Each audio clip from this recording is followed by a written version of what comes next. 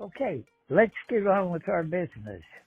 Tell me about Katrina, because I'm going to do that one next on the next. Go ahead and describe it to me again. Oh, yeah, I can do that. I don't even have to look at that thing. I can do it. I know every little piece that's in there.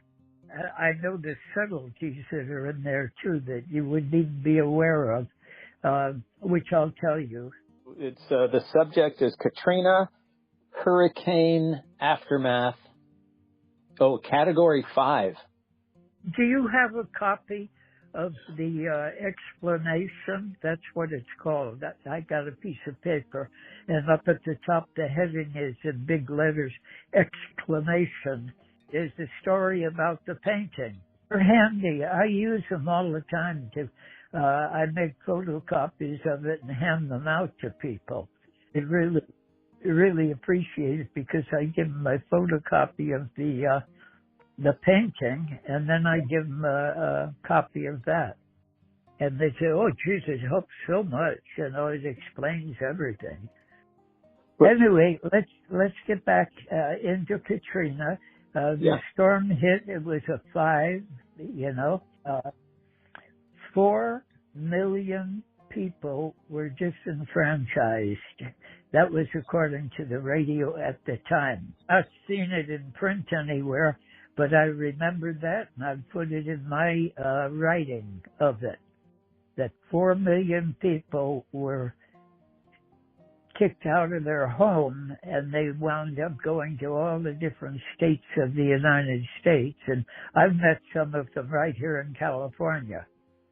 Here's the thing. They were in their homes in New Orleans on the property growing up, and their families grew up, and they were there for 200 years.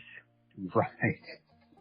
You know, these people landed in there, and they got living there, and it was only this storm that got them out. But they've got many generations that were born and raised in that piece of property. Amazing. So anyway, so use the number 4 million. That's important. Which what I called it was they were disenfranchised. Otherwise, they were kicked out because they didn't have any money or anything, and they couldn't come back, and they wound up going to all the different states of the Union, which was California and Texas and everywhere. They even went up to Montana and Wyoming and up that way, too. Have a home, and not you have somebody run them out, you know. So anyway, that's what that was about. Now I'll get into the painting. And this is the true story of how it happened to get painted. Shirley and I were in bed one night watching the news on TV, and the storm had just hit, and now the storm was over, and as we looked at it, there was a broken down little shed-like thing, not a house, but like your sheds. It was small, and it was just a lean-to, and that was where this particular lady lived, apparently. Yeah. So she didn't have a big grand house at all. And so what happened, Shirley and I were in bed watching the news, and this lady comes out of this shed, and the shed is looking really broken up, you know, from the storm. Heavy rains and winds, and she comes out and she's got no clothes on at all, but she grabbed whatever she could to protect herself, and she found the American flag in there. So she wrapped it around herself, and it was wet from the storm.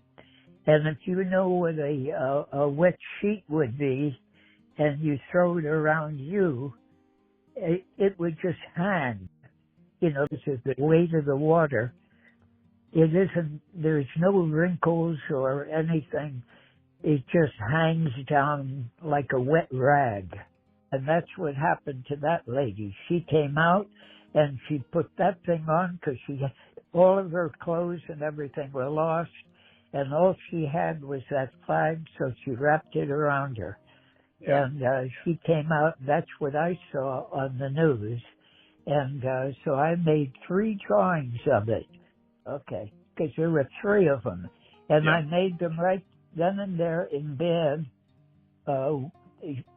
Shirley and I were watching this thing, and I didn't know I was going to paint the painting like I did. All I knew was this is hitting me news value-wise, and I better start getting some drawings so that I could make a painting about the storm.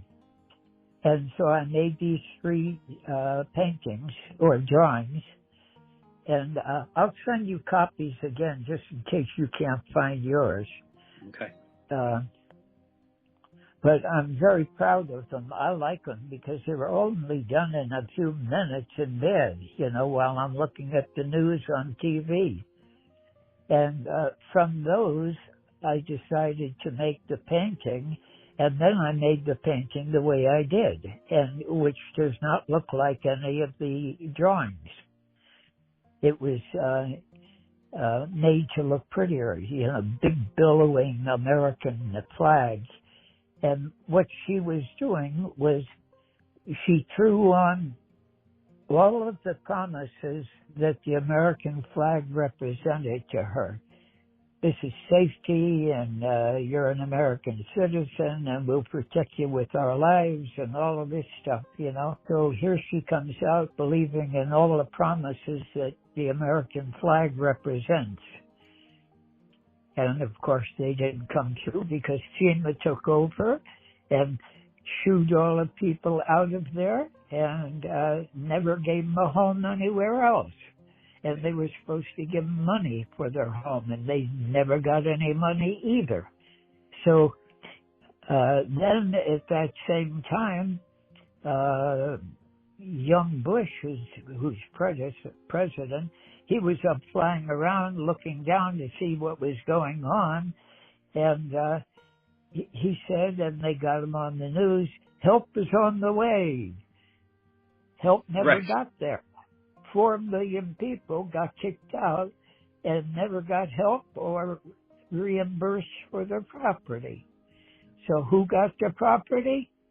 All of the guys from the north that had money, and they are represented in the painting as black crows.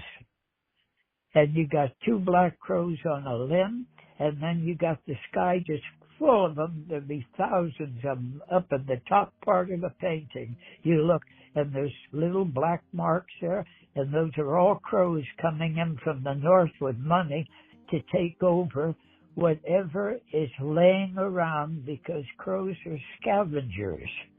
And these people are acting like a scavenger and going in and picking everything up that's laying around, whether it's theirs or somebody else's, didn't matter. So that's the story behind that, and that's basically the story behind the painting. Now, when you look at the painting itself, you'll see in the distance, toward the horizon of the painting, you'll see a bunch of trees up there that are all broken down. They're made to look like hands raised up with fingers in the air. And these are broken trees, but I want them to look like hands raising up asking for help. So that's what they're about. And it may or may not be understood by the people looking at the painting, but that's what I had in mind. And then in the foreground, there are 4 different guys, and they will be killed. They're laying there. They got white shirts on and dark pants as the rules, so you can spot them quickly because of the white shirt. Yeah. And these are black guys that were drowned, and they're dead. And you look out, it looked like a war picture. Everything is broken looking. And here she is, right up front with this big, beautiful, billowing American flag with all the promises that America promises to these people as American citizens. And You look at real close and you'll see she's got a wedding ring on her finger. And the ring on her finger, that's the hand that's holding the flag onto her. Her finger has a little yellow mark on it, and that's her wedding ring, which shows she's a very responsible lady.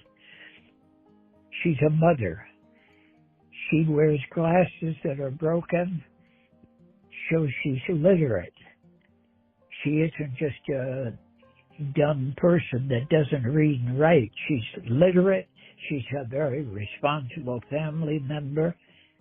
And here she's putting up with this nonsense of the storm.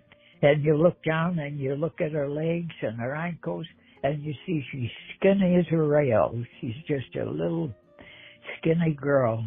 And it's too bad. She's probably in about her 80s in age. And the white hair that I painted on there was exactly the look that the lady had on the news. On the TV. So that is 100% correct.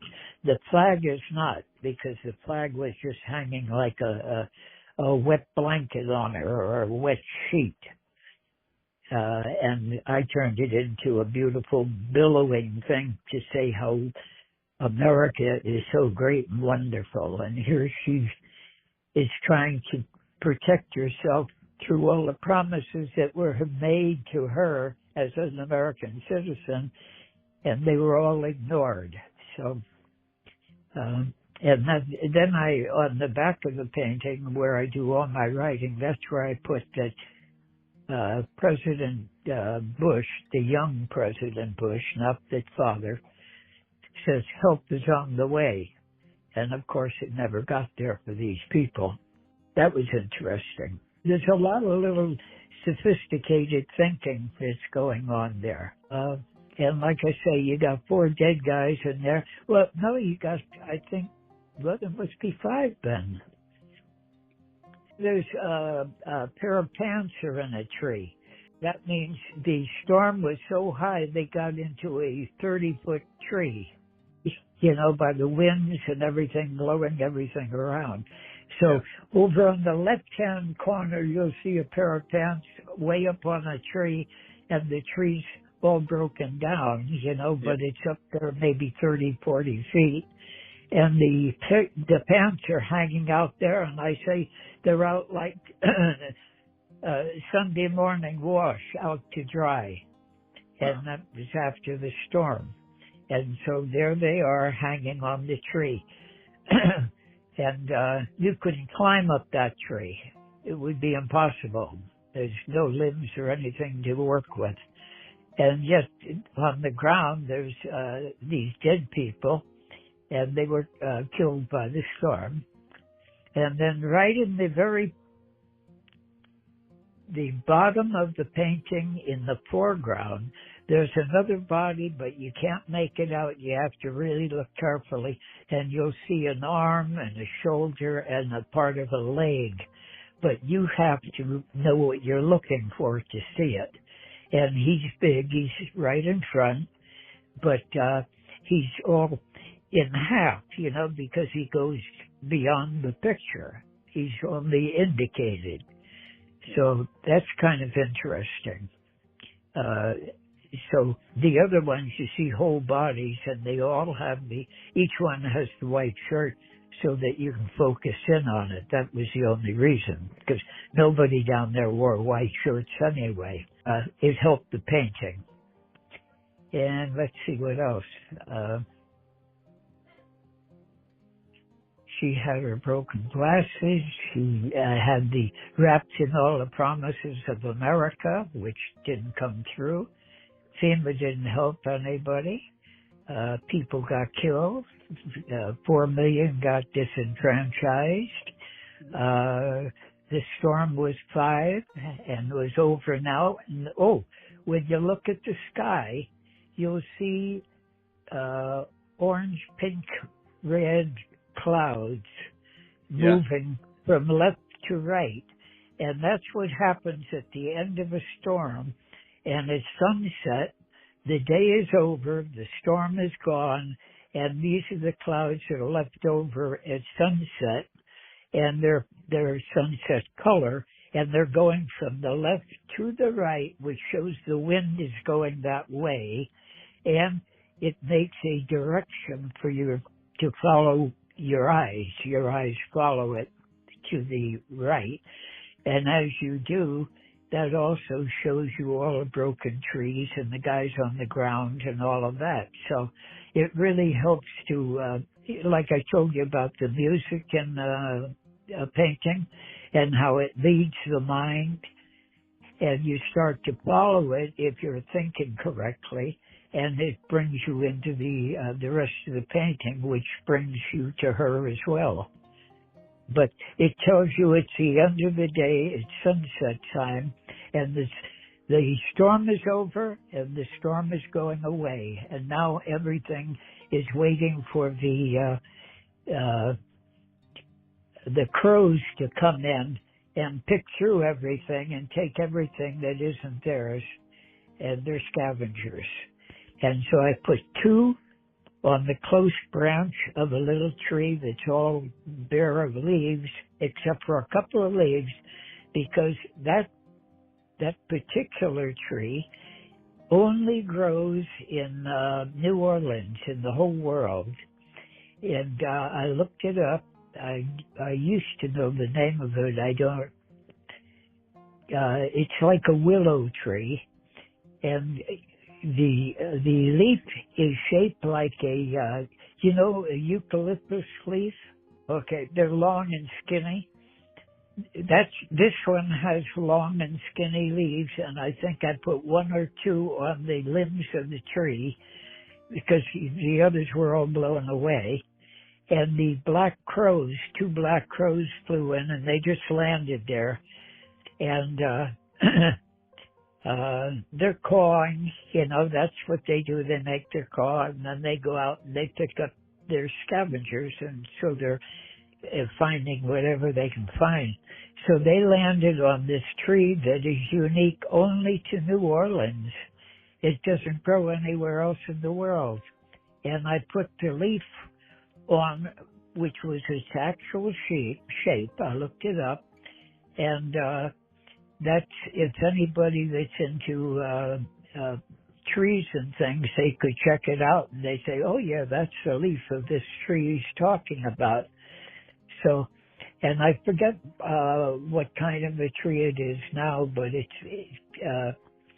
I think it was a willow tree of some kind, a New Orleans willow or something like that, and it only grew in New Orleans. And let's see, what else can I tell you? All of the other crows that are coming in, they're all right up at the top of the sky, and you look at a whole bunch of little black marks up there, and that's these guys coming in, and all you could hear is the cawing of hundreds or thousands of blackbirds, the crows coming in to get what these people had to leave because they were shooed out, and now it's just laying there waiting for someone else to come and pick it up and take it. And that's what the crows were all about. And they represent all the people from the north that had money, and they would be able to go down there and pretend that they buy the land, but they take over the land. Who is the owner and how many hundreds of years have you lived here? Oh, show me your piece of paper that you got when you bought it. Well, we never had a piece of paper. And so therefore, it was easy to get rid of them and have other people with money come in and buy the land. A big hokey deal. You got any questions or anything? I so on the back, covered. Okay, yeah, you did. On the back of the painting, in your provenance, it says the subject is Katrina. It's a hurricane aftermath. It's Category 5, New Orleans, and that was on the 29th in 2005. And so here you have some bullets. One of them says, "America in distress," is your quote, Jack Feldman. Yeah, Help is that's on the because way. the flag is upside down. Oh, by the way, No, that was the other thing. I know that all my life. I know you fly the American flag upside down, and that means you're in distress and you need help. right. And so I immediately took her flag and made a big, beautiful flag showing the abundance of America, and Yeah. all of its beauty and faith in the country, and they stand behind you, and it's great to be an American and all that stuff. And here this poor lady lost it all. She didn't have shoes on. She doesn't have clothes on. She just wrapped herself in all these promises.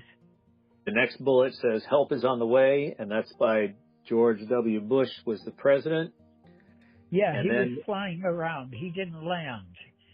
yeah, He was flying, looking at it, and the news picked him up, and then the TV news, and then they said what he said, and he says, help is on the way, but it never got there.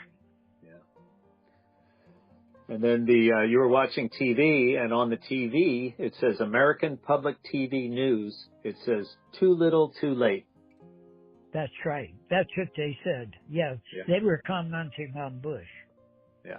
And then again, there's another one, and it says from the American Public News on TV, who's in charge? That's right. Yeah. Nobody was doing anything. Everybody was wringing their hands and saying, oh my, oh my, oh my, but nobody got in there of authority like the U.S. government and send the troops in and kicks out all the people that are taking over things they shouldn't have. Anyway, so that's what those things are all about. And then They're social commentaries. Yeah, yeah, I was very appalled at the way it was handled, totally. yeah. And that's why I made the painting, and I love the painting. It's a beautiful painting, and it describes everything that I believed. And here I made her real skinny, and she's about 80 years old with the white hair and all that, so that I'm trying to get some sympathy out of the public that looks at my painting for her. Because there's so many people that say, oh, because she's black, she's no good, she's getting what she deserves, et cetera, et cetera. They're bigoted.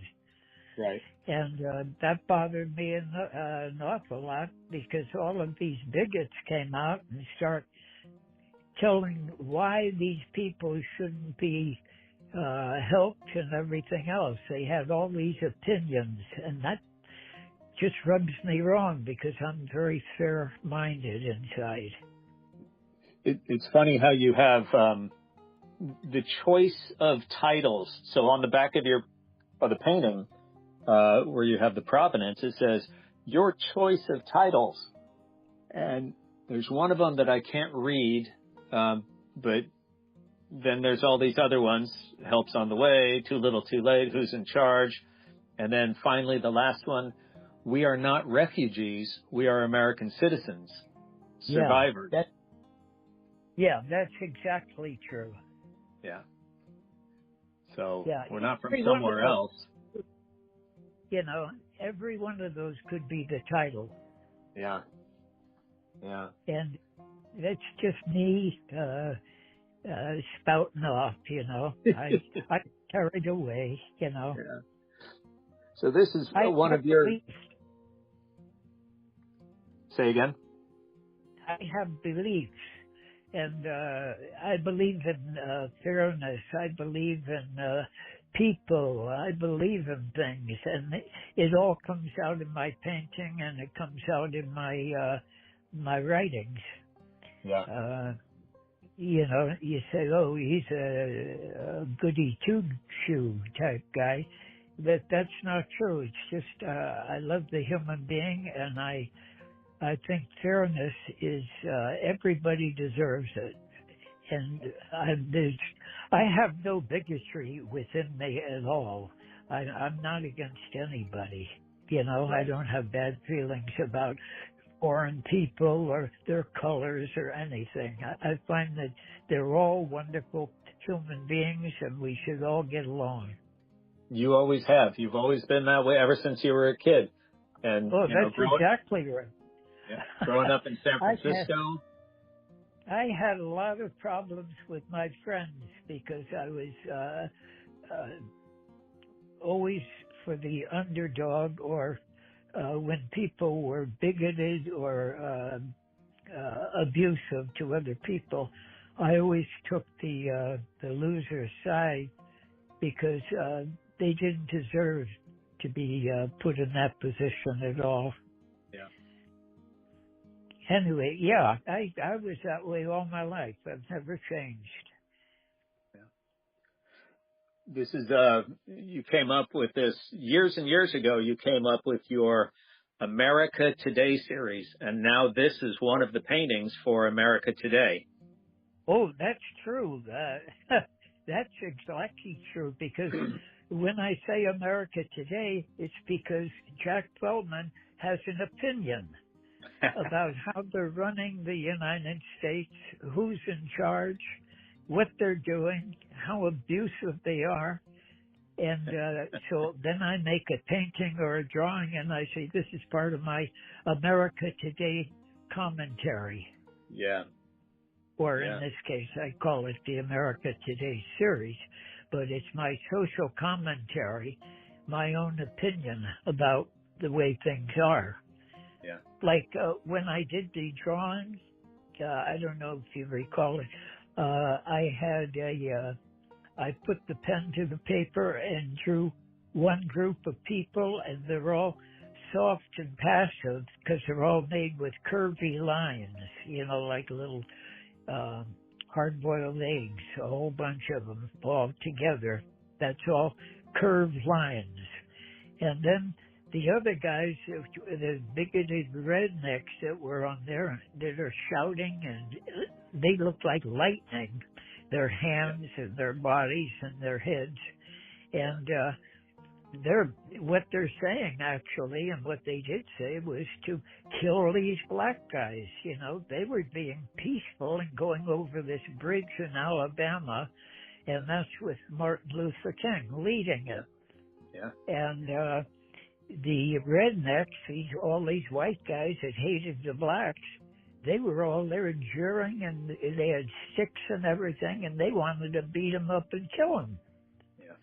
And the black guys were being told by Martin Luther King, you don't make any noise, you don't throw anything, you don't fight, you make nothing to make them mad. You just walk across there carrying the plaque, about peace. Yeah. And that's what they did. And so I was taken with his approach. I loved his approach. And so I made that drawing, and I had a friend that made silk screens and prints, and so he made me a whole bunch of prints of that, and they went all over the world. I've sent them to Europe and everything. Yeah. And now that I have this verbal story, it makes it more powerful. Oh, yeah. Well, it really was, because that was a big deal, and I was surprised there was no shooting on that bridge at that time. Yeah. That was a bridge in Alabama led by Martin Luther King.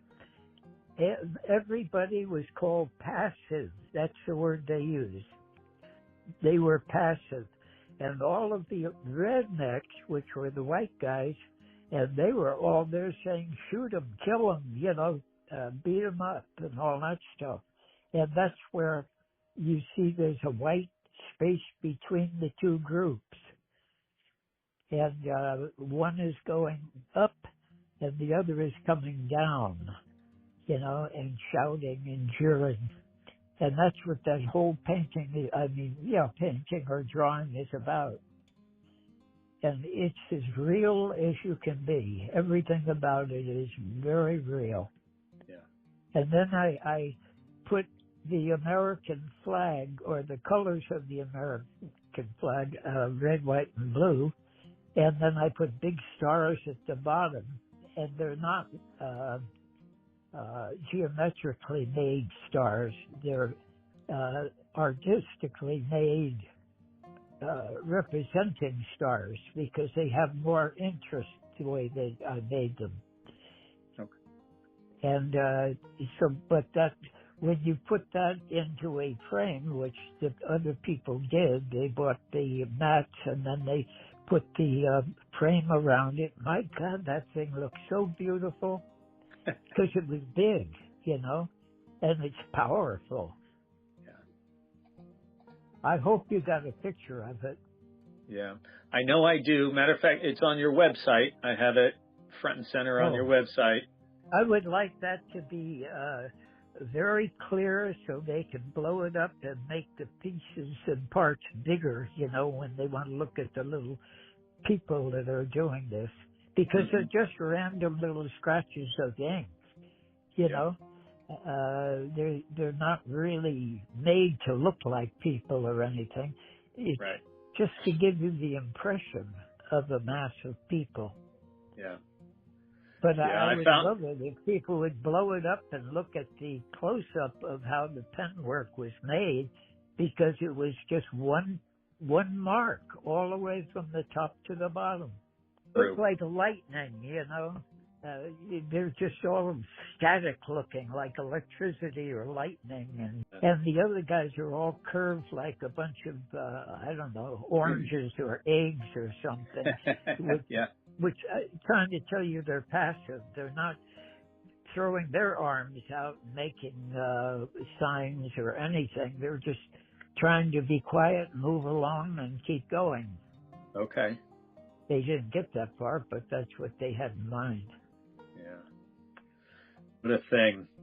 So it says on this particular photograph that I have is Art in America Today series, 1965. And this particular print was number 300 out of 1,000. Yeah. And then I have your signature on here. Jack Feldman, artist, and then your signature above that. Well, they went all over the world. They went to Europe, they went to Asia, and they went across America. Yeah. And we didn't sell them. We gave them away. Yeah. Nice. I didn't even sell one. But everybody wanted them, and I gave it to them, and I was happy because what they were going to do is they were going to take it to a different place where I couldn't possibly be. Like the things that went to Europe or to Asia, I would never be there. Yeah. So when they go there and that piece is in that area, one day someone is going to see it and say, "Oh, look what I found. It's an American piece of artwork." Yeah. I hope. I'm hoping so. Well, it makes sense, and I know people are going to look now for this because this is going to be. I would promote it if I had my way. I would promote it like crazy because it's a beautiful idea. Yeah. The comment is wonderful. Yeah, everything about it is right. Yeah. Yeah. And you said years ago to me, you said, you look at this and can you see it today? In today's life in America, is the same thing happening? And absolutely it's happening. So even though this was back in the 1960s with Martin Luther King, and that's where the original picture comes from, it's that's right. still going on today. Well, let me put it this way, Jeff, and I think you already know me well enough and you know it's true. Every painting that I had or drawings or whatever, they are in the America Today series. They are a social commentary on America and what's going on in my country. I'm Jack Feldman, an American citizen. In my country, this is my take on what I see my country doing. which is your country and everybody else's country too.